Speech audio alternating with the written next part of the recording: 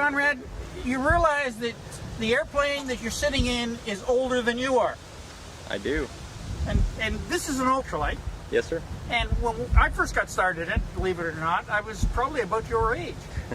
And Dale and I, we actually flew. I had one of these with 4 engines on it. Phil White, another gentleman down in our area, had them. So quite familiar with the airplane. How did you get involved with the eLazair?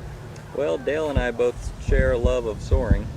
And Dale came down to Uvalde, Texas, where I live, one year. And we started talking and kind of hit it off. I knew about the eLazair, never flown one. But he told me that he was the one that designed it. So of course we got to talking quite a bit. I've done radio control airplanes all my life, and at the time I met Dale, I was working on very large electric engines, the biggest you could buy for radio control airplanes. And I had one sitting on my table, and he had been eyeing it on the internet for a while. So over the next few months we got together and we started testing that engine, trying to convert it for use on the eLazair. So we tested that engine for a while. We got about 60-70 pounds of thrust out of it, and then Dale took it back home, rewound it, did a whole lot of work to it, and got a bit more power out of it. But in the end, we eventually found these Joby JM1s that provide a lot better power and run a lot cooler than the original ones did. But that's only half of the problem. The other half of the problem is that you've got to have a power source. How did you get to the battery technology in order to run them? Well, originally for the batteries, we used quite a few radio control airplane batteries. They were small 5,000 milliamp pouches, and we used hundreds of them to power the original eLazair. These were a little bit harder because there were so many. We had to manage so many cells, and what we eventually came up with was a larger 25 amp hour pouch that we're using now, and it's a new type of battery, a lithium nickel manganese cobalt, and we've got 12 cells per battery, 4 batteries in the wing, so it's a lot easier to manage a few less cells. Now, charging system wise, is there a system available to charge them fairly quickly? Yeah, the original system was tough because of all the different batteries, but now we've got it down to a pretty simple system.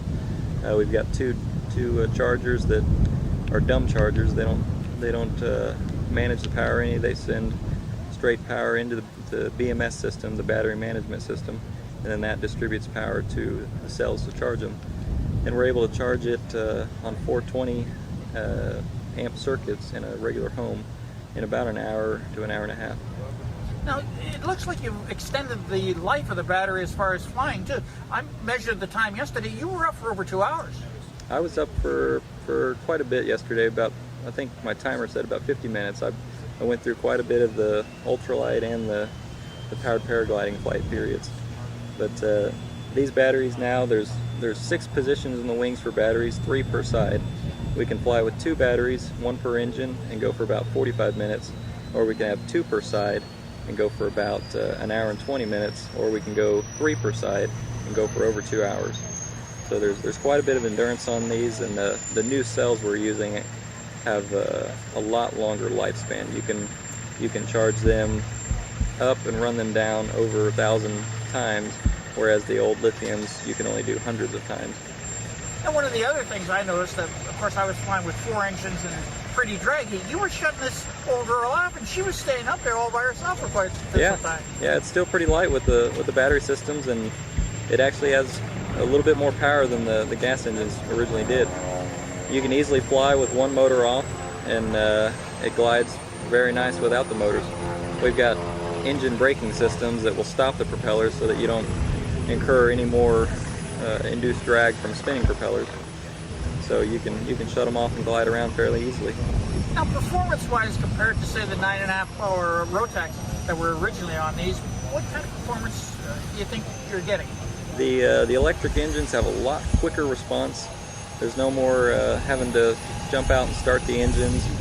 You just plug them in, turn the keys, and they're ready to go.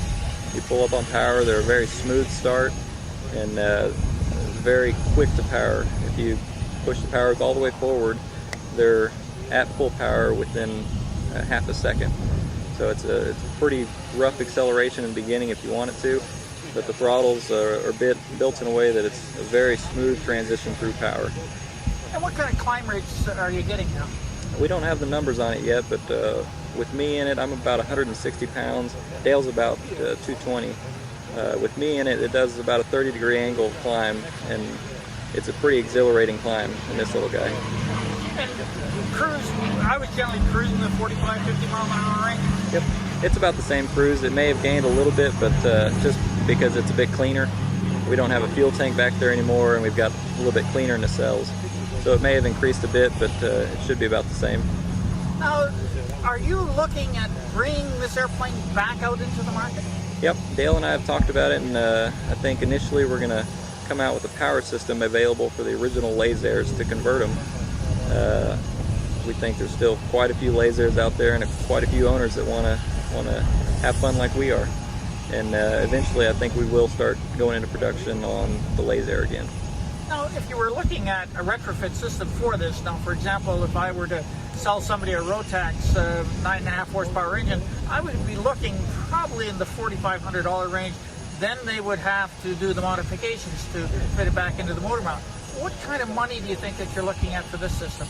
This system's going to be a little more costly than the original gas engines, but you've got to think about you're buying prepaid fuel. These batteries have thousands of cycles, so that's equal to thousands of hours. So over 1,000 hours, you save a whole lot of money in that it only takes $1 of electricity to charge the thing. So if I was a eLazair owner and I wanted to retrofit something like this to my airplane, am I going to have to do major modifications to the airframe to accept them? No, it's a very easy conversion. This eLazair is 28 years old. It was built at the end of the assembly line that Dale set up before the company was spooled down. But it sat in the barn for quite a while, and we pulled it out, and we retrofitted the system in less than 2 days. It's all computer built and CNC cut parts. So the mounts fit on an existing spar. You just cut out the Tedlar in the area where the batteries go, and you mount 6 mounts to the D-cell structure of the spar, and then you put a bit of framework around it and a door, and that's about it for the batteries. The engines are bolt-on, bolt-off, so you take off your old gas engines and just replace the 2 bolts that hold it on, and your engines are on. And then a small instrument panel and a throttle quadrant. Throttle quadrant goes into the original holes, and the instrument panel just puts onto the main tube. And this airplane, with all of that, would still be a legal ultralight in the U.S.? Yep. Yeah, it weighs about 350 pounds with batteries in it, and it's a pretty light airframe to begin with. And the batteries weigh about 110 pounds, all up weight. So if somebody wanted to get a little more information, they can contact you. What's the easiest way to do that? Yeah, you can check out www.eLazair.com. We don't currently have a site up, but I'll be working on that as soon as I get home. Thank you very much for your time. Thank you.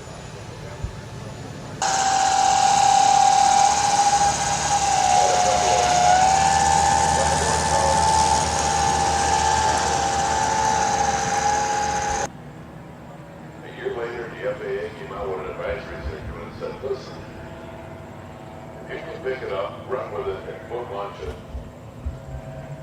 and recover it the same way on your feet, you don't need a license, guys. Go ahead and go fly.